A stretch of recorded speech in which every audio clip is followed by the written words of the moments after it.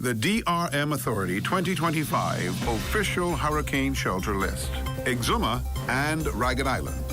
Bethel Union Baptist Church, Ramsey. Ebenezer Union Baptist Church, Farmers Hill. Ebenezer Union Baptist Church, Barry Tarry. Exuma Resource Center, Hoppers Bay. Forbes Hill Cultural Center, Forbes Hill. Gethsemane Baptist Church, Black Point.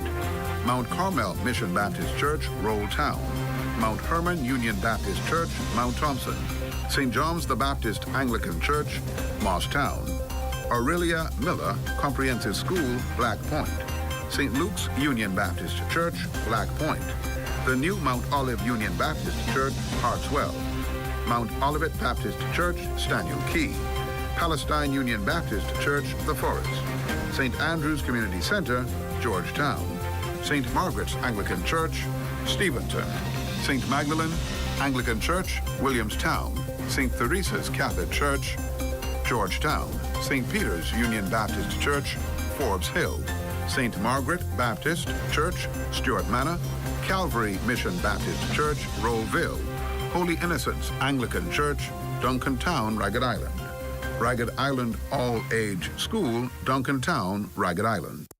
Your #1 team in the North. Only the sun covers the Bahamas better.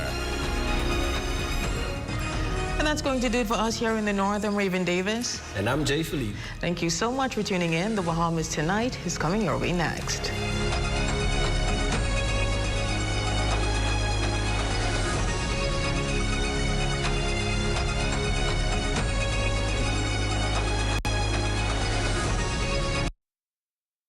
ZNS News is brought to you by the new BTC. Fiber is here. Faster, stronger, more reliable. Together, we are unstoppable. Switch today. First at 11. A charred vehicle and a lifeless body discovered inside on Munnings Drive, the country's latest killing that has left another community dismayed. That's straight ahead. Also, to the contrary of the Ministry of Education statement, the Bahamas Educators Managerial Union claims things are not as they seem. Tonight, we hear from its leadership as the union maintains its stance. And the Chamber of Commerce highlighting the knock-on effect increased power costs in the country is having on local businesses. The Bahamas Tonight at 11 starts now.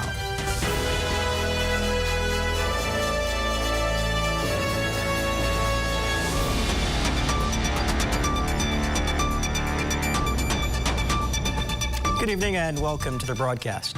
That murder on Munnings Drive off Gladstone Road last night sparking an intense police investigation. When officers arrived on the scene, they found a charred vehicle and a lifeless body discovered on the inside. The ordeal leaving residents shaken, and investigators are piecing together the puzzle of a grim and tragic scene. Desmond Saunders leads us off tonight at 11 with this recap. It was just 8:15 p.m. Monday when a routine police patrol turned into a grim discovery. Officers traveling east along the dimly lit Munnings Drive spotted an eerie glow in the distance, a vehicle completely engulfed in flames. Deputy Commissioner of Police Anthony Rowe. So as they were proceeding in the area of that vehicle to investigate, they were able to come across another vehicle that was just west of that vehicle that was engulfed in flame. And their attention was drawn to a dark male that was lying face down on the ground next to a four-door dark-colored vehicle. Emergency medical personnel rushed to the scene, but the body believed to be that of a man in his late 30s showed no signs of life. The area, cloaked in darkness, was quickly cordoned off as crime scene investigators moved in. We are still in the initial stage of this investigation, so we are appealing to anyone who may have been traversing this area, whether by vehicle, whether by feet, pedestrian, or persons who just live in this nearby area may have heard something, that they could provide this information that will assist us in advancing this investigation. What role the burned vehicle plays remains unclear, but police confirm it is a central piece of the investigation. Detectives now combing through forensic evidence, and while the victim's identity is still unconfirmed, the message from law enforcement is clear. Well, any shooting of any sort is a concern. It's a concern to the police. As you said, this is the fourth shooting. I know our officers are really up and about throughout throughout our communities, throughout in the streets, trying to keep our presence up in this area. But we want to say that, you know, the public has a role to play in what is happening in our country today. So we're appealing to people to, if you see something, say something. A man is dead, a vehicle torched, a neighborhood on edge, and detectives searching for answers. Desmond Saunders of Bahamas Tonight. Thanks, Desmond. A local community leader feels last night's murder should be a wake-up call for the country's young men. He shared this thought with our West Calix Forbes tonight. While the police has yet to release an official identification for the country's latest murder victim, community leader Carlos Reed told us the man was well known in the streets and his death signaled a turning point. I want to express my condolences to the family. You know, anytime somebody dies, particularly if somebody is murdered, is a hard pill for the family to have to deal with. And particularly in this case where a mother had all of her sons basically killed, you know, so I want to send my condolences to her. And when we look at this situation, right, I believe that this is a result of a war that's been brewing in our streets for a very long time. Reed, who also serves as the Ministry of National Security consultant, stressed that young men still chasing the same life should take this as a wake-up call. I believe that everybody on the street knows that name. He's built a name for himself. And I believe that this serves as a wake-up to a lot of persons who believe that they're invincible. But this is not the first name person that is being cut down on our streets. You look at persons like Irie, he got cut down. You look at John Vick. There's been a lot of persons that had named that get cut down on our street. He commended the Commissioner of Police for being aggressive and effective in tackling crime and limiting the fear of crime in our society. Police has been forthcoming with a lot of community partners. They're being forthcoming with a lot of churches. The urban renewal, we see them on the ground continuously. So I believe that this commissioner is building the kind of community relations that we need in order to be able to police our streets properly. Police are still investigating last night's shooting, but community leaders say a bigger question lies whether young men in this country will finally choose life over death. For the Bahamas Tonight, I'm Wes Calix Forbes. Thanks, Wes. Also weighing in on last night's murder was Prime Minister, the Honourable Philip Davis, who confirmed that police are doing their due diligence when it comes to preventing the eruption of a gang war. The fight continues, and the event of last night has raised the bar for vigilance and further saturation in areas where we think hotspots might spring up because of that incident last night. And I think the police will be meeting the task of ensuring that there be no outbreak as best they can. The minister also weighed in on the Free National Movement's crime plan unveiled this past Sunday. In essence, the Prime Minister maintains the opposition's crime plan is nothing new. It's a regurgitation of what we have already been saying over the many, many years. I think I could go back as far as July, I suspect July, will be July 2011, when we put out a crime plan, and it seemed to be just a plagiarism of that. But we welcome the fact that he's able to embrace what we have said, and we welcome the fact that he will be pursuing the same issues and the same initiatives that we have laid out. An all-points bulletin issued by police today for this man, who they want to question for unlawful sexual intercourse. The silhouette provided no address or date of birth. However, police did verify that the man is around 50 to 60 years old, standing 5 feet 8 inches tall with a dark brown complexion and medium build. If you can help police locate this individual, please contact the Central Detective Unit at 502-9991 or 2-911-919 or your nearest police station. Police here in the capital are also searching for 40-year-old Raymond Rold, who was reported missing to police yesterday, Monday, August 25th. The 40-year-old resident of number 15 High Street was last seen leaving his residence on Wednesday, August 23rd. He's 5 feet, or 6 feet rather, 2 inches tall, with a dark brown complexion and medium build. Again, if you can have any information that can assist police in locating 40-year-old Raymond Roll, please contact the Central Detective Unit at 502-9991 or to 911-919 or contact your nearest police station. Now to news on education. Meetings the Bahamas Educators Managerial Union sat in over the past few days were supposed to bring about change and progress. But according to the union's leader, that did not happen. Now the BEMU's 400-plus members insist their stance remains, and Tuesday marked the second day that these hundreds of members, administrators and teachers included, did not show up at school just days ahead of the new school year. Daniel Dean tells us more. We believe we owe it to the public to say we're not going to show up. According to Bahamas Educators Managerial Union President Stephen McPhee, Monday's meeting between the union and the Department of Education yielded little to no fruit. This and a press release by the department acknowledged and addressed in a Tuesday morning press conference. You must be able to admit that what was sent to the media and posted on the Facebook page of the ministry is not consistent with what you said yesterday. We're asking you to remove it and remove it forthwith. The press release indicates 9 of the union's members awaiting reassignment to schools nationwide were successfully reassigned Monday, August 25th. But the president rejects these claims. Additionally, the terms of BEMU's industrial agreement indicates forms of assistance are standard for officers asked to relocate to another family island.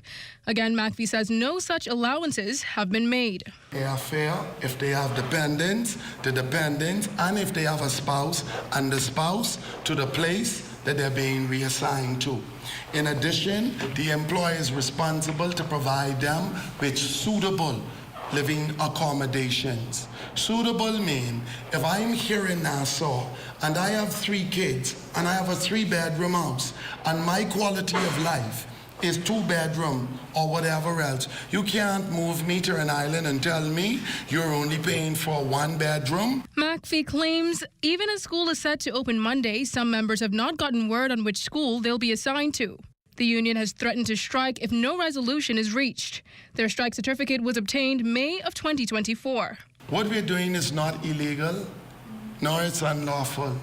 The right to not be forced to work under a working contract that is being breached by the employer cannot result in punishment to me.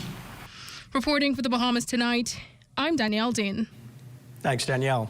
Social Services Minister, the Honorable Miles Larota, confirming that those 2 boys recently found rummaging through garbage are in protective custody. Their father was arraigned last month on charges of child cruelty after authorities allegedly found the children wandering the streets eating from garbage bins. 2 individual minors in protective custody, that they are well, that they are well adjusted to their new environment, and that they have been registered for school. Still to come, remembering the father of the nation. You're watching the Bahamas Tonight at 11. More news in just a moment. Step into a life of luxury and convenience with the Commonwealth Bank Platinum Card. From earning premium cashback rewards on every dollar spent to enjoying comprehensive travel insurance, shop with confidence, knowing your purchases are protected. Our Platinum Concierge service turns your requests into reality, wherever life takes you. Let the Commonwealth Bank Platinum Card be your passport to exceptional experiences. Commonwealth Bank, leader in personal banking services. You've got termites and need to get rid of them fast? Trust Rentokil Initial. With over 60 years experience in the Bahamas, the global brand, training, and expertise can't be beat. Only Rentokil Initial gives you a 3-year warranty and payment plan options on termite fumigation. No one can match the range of treatments we offer, such as fumigation, pre-construction treatments, termite monitoring, and more. No matter where you are in the Bahamas, we will come to you. When it comes to complete termite eradication, there's only one name, Rentokil Initial. The Ministry of Foreign Affairs refuting allegations made by Coalition of Independents Chairman Charlotte Green that the ministry that is selling passports like candy. A Foreign Affairs release this afternoon confirmed that the ministry's permanent secretary has written to the Commissioner of Police to make the police aware of the allegations and begin an investigation. The statement declared perhaps Ms. Green will exercise her patriotic duty and share any evidence she has in her possession to support her claim. If she cannot, the country will know the allegations are bogus. First complaints from homeowners and tenants. Now business owners are speaking out about the recent hike in the cost of electricity. For some of them, it's a huge hit that's threatening their livelihood. The Bahamas Chamber of Commerce and Employers Confederation CEO vented his concerns to our Daniel Dean. Bahamas Chamber of Commerce and Employers Confederation CEO Dr. Leo Roll highlighting one particular issue currently plaguing members and local entrepreneurs. We field calls from our members almost every day relative to the escalating cost of electricity. Roll says onto the list of expected daily challenges faced by the Chamber's 600-plus members are now exorbitant electricity bills, causing some of its members to even have to face the possibility of closure. In one instance, the CEO says the monthly power supply bills of a Bahamian family island hotel owner escalated from $1,500 to $10,000, a figure the entrepreneur is reluctant to pay. And it's business predicaments like these that result in inflation. Which is a systematic increase of goods and services, the cost of goods and services. And why that's important is because you look at, and you may think it's just one other bill, but when you look at that stacked against all of the other things a business has to do, they just had an increase in minimum wage about 2 years ago, an increase in an IB, and they're eyeing another increase, an increase in the cost of shipping and logistics, so to purchase the items, but also to ship them. An increase in, as we mentioned, electricity and other ancillary costs, but I'm still making the same $10. Going out of business and into the informal economy or increasing the cost of goods and services have unfortunately become the only reality for some business owners. We have secured 20 or 25 free energy audits so that we can expose or see those areas where there's wastage, look for opportunity where there may be energy efficient appliances, help the business to make stronger and better decisions. And beyond that, as I said, we have been called or asked to come into the Ministry of Energy and Transport specifically for a meeting with the minister and her team so that they can outline some of the strategies that they're about to put in place, and then they can hear some of the cries of our members as they do on a daily basis. A safe, professional environment that promotes the progress and growth of each of its members. That is what the Bahamas Chamber of Commerce and Employers Confederation continues to stand for. Reporting for the Bahamas Tonight, I'm Danielle Zinn. Thanks, Danielle. As schools nationwide prepare to welcome students back to the classrooms in less than a week, a private school here in the capital is also making preparations to improve virtual safety and integrity. Our Lloyd Allen talks with these school officials who are now on the offensive against artificial intelligence. Here at Catherine International Academy, in just a matter of days, just under 300 students will be returning for the start of the 2025-26 school year. Unlike schools around the country, preparations are being made, but this one, no pun intended, is keying in to technology improvements. Well, we began as a BYOD school, which means bring. Every child needed to bring his or her own device, which at that time was a laptop and or an iPad, and now we've advanced or scaled to cell phones. School founder Dr. Jacinta Higgs says 14 years into operations, tech integration remains a towering focus. This is artificial intelligence, or AI, creeps in as the new accoutrement to learning. I had to spend 4 weeks in the United States being trained on AI in schools. I don't hear that conversation here. Despite this, school IT specialist Jared Williams acknowledges that in the span of a few years, much has changed. I came here in 2011. We had issues with, of course, network in the area. There was literally no Wi-Fi connection anywhere through the building.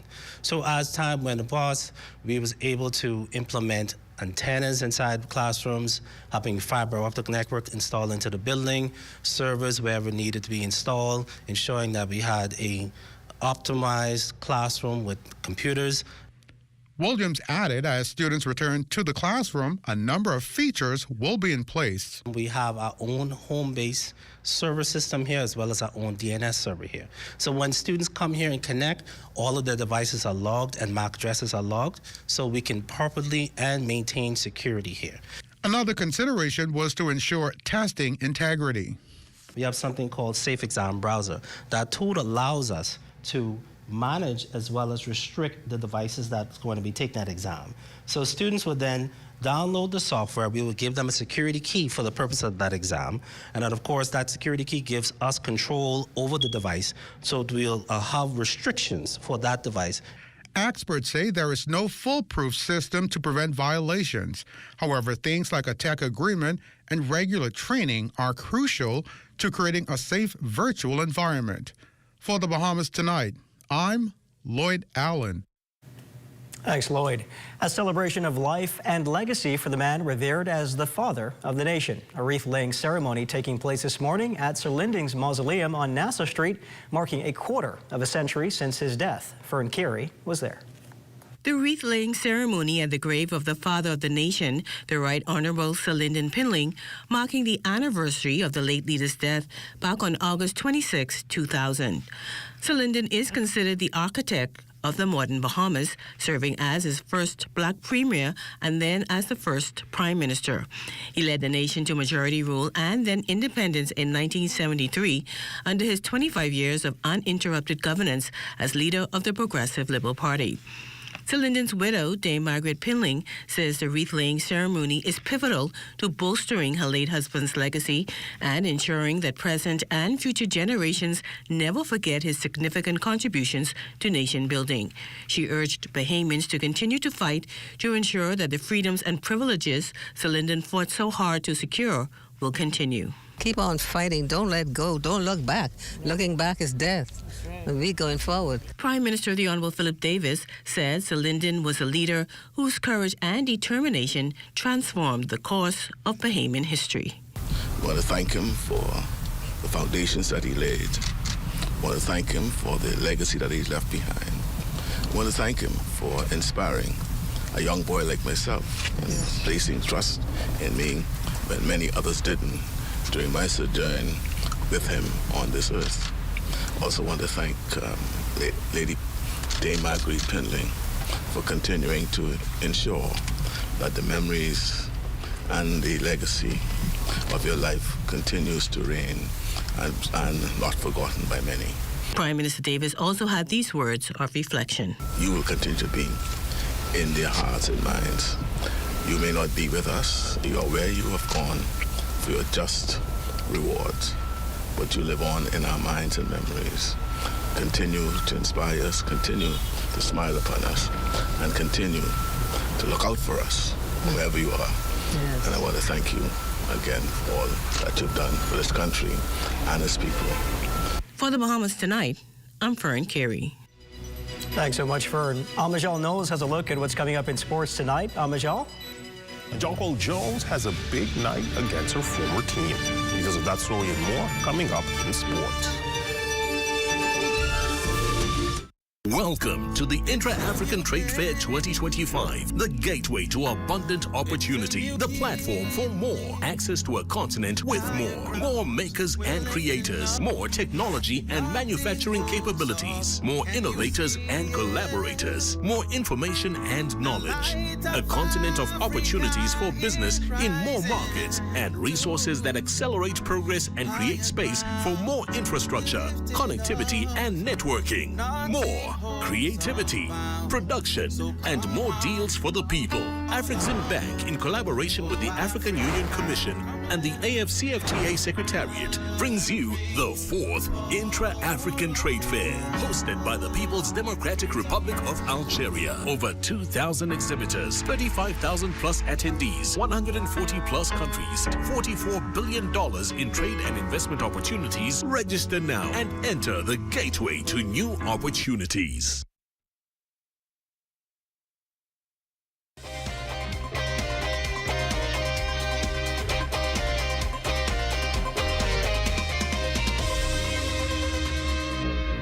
Well, welcome to your Tuesday evening sports check, everyone. I'm Amajal Knowles, topping sports from the WNBA. John Cole Jones from the New York Liberty, hoping to build momentum as the WNBA playoffs are lurking right around the corner.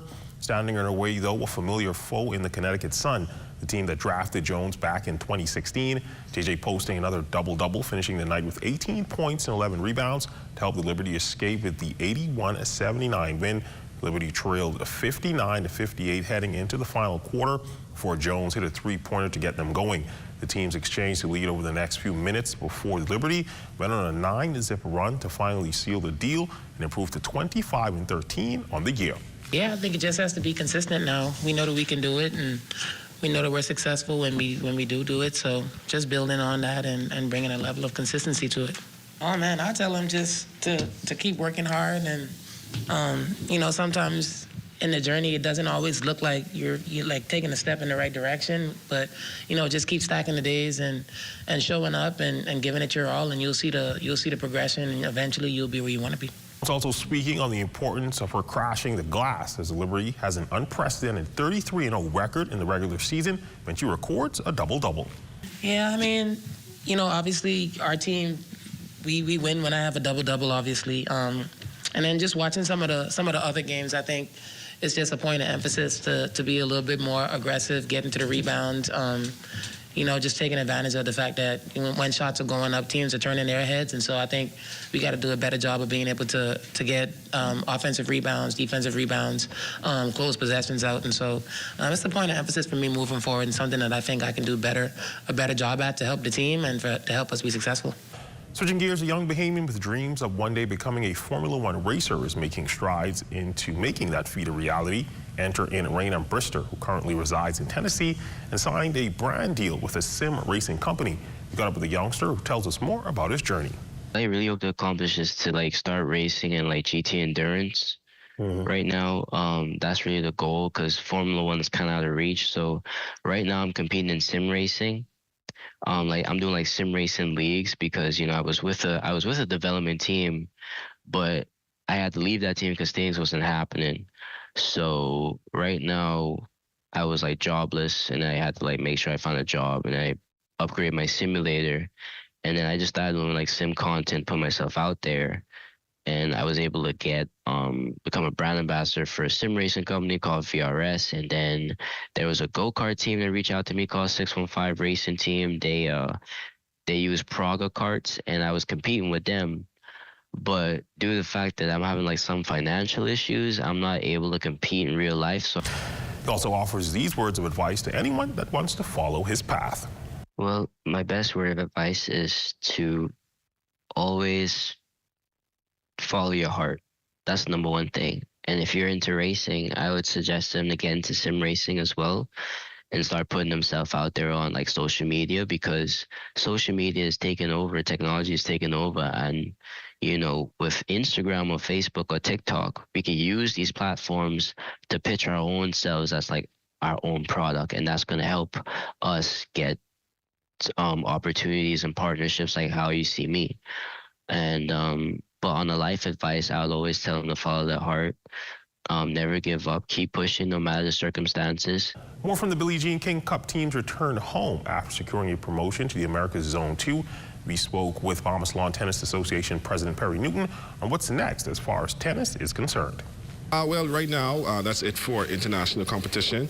So we'll have a few local matches. We have our senior nationals coming up, and then on the junior level, we have a under 18 tournament that will be in November, and a COTEC tournament under 14.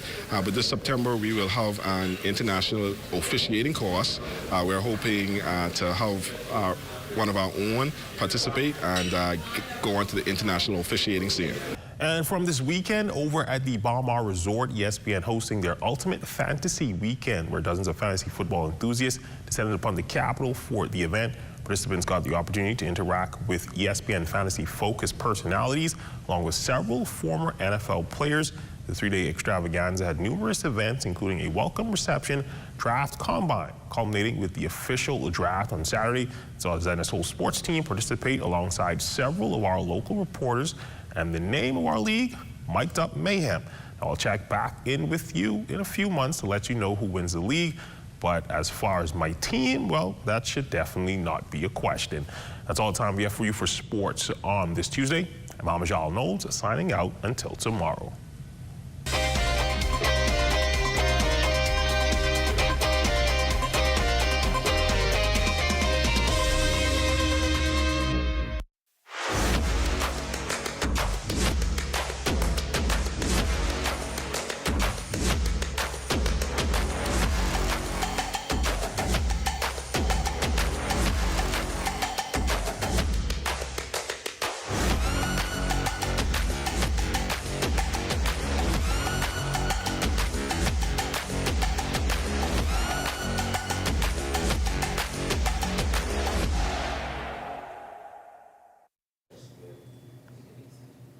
It's time for your final weather check on this Tuesday evening with Chief Meteorologist Basil Dean. Good evening to you, Basil.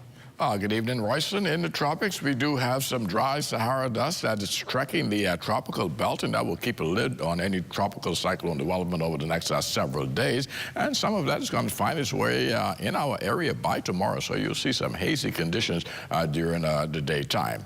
And as we look in the Gulf of Mexico, this is another area we're keeping our eyes on. There's a stall-out frontal boundary right across northern Florida, and that's been there now for the past several days. And our computer models are suggesting that an area of low pressure could form in the western Gulf of Mexico sometime over the weekend or the early part of next week. And once that happens, we expect it to move towards the north and east across the peninsula, and that will increase showers and thunderstorms over the northwest Bahamas as we head into the weekend. And our satellite pictures are showing that stall-out frontal boundary with lots of moisture and showers and thunderstorms across central Florida. And we have a secondary troughing just ahead of that, and that too is producing pockets of showers and isolated thunderstorms over the northwest Bahamas. Temperatures around the islands: Marshall, Barbacoa, 85 degrees, Grand Turk Key at 84, Freeport, Grand Bahama, 84 degrees, 86 in the Berry Islands, and also in Alistan, Bimini.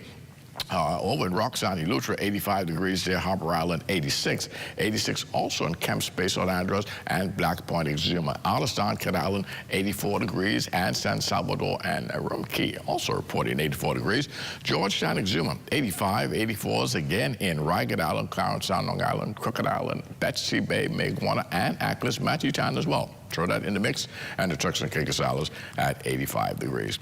And your forecast for tonight, we're looking at partly cloudy, very warm conditions to low temperature tonight around 82 degrees. And tomorrow, we're looking at hazy sunshine, still on the hot side.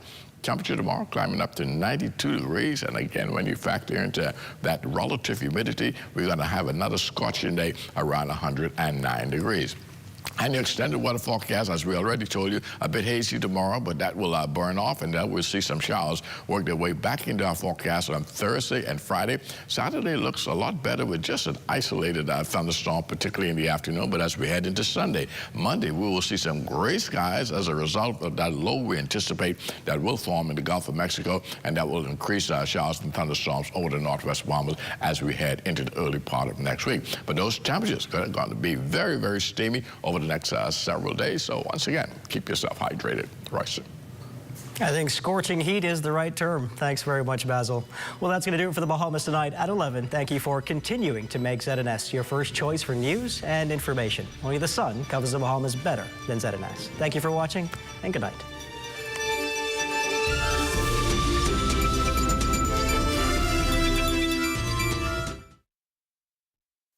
At the House of Assembly, I'm Lakush Lapinder. This is ZNS.